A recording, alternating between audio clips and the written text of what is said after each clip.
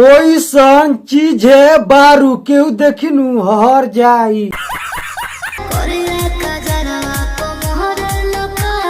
कम सिंगार कर ना तो तार आँख के काजल घायल कर दी। जिए देबू तब ना तहरा के जिए नइखे देत। आसमान से उतरल बारू बढ़ाई तनी सा कदल हन तो केतना भाव खातिया।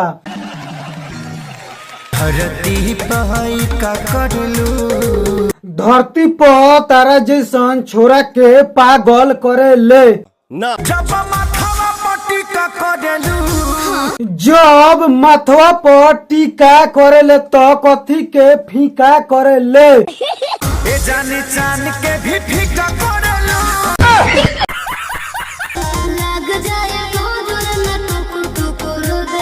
नजर लग जाई तो लागे द केकरा गम्बा।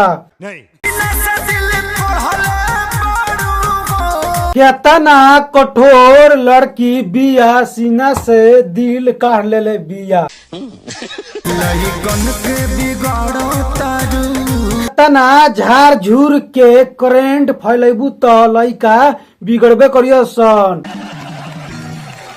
तू तो इना मीना डिका करलू इना मीना डिका कथी के कहल जाला हम जानते नइखी।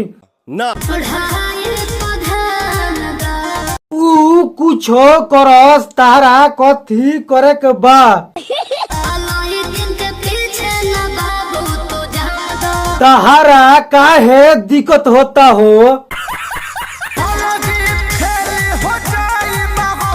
एकरा पीछे घूमत रह। हार मत मनीह।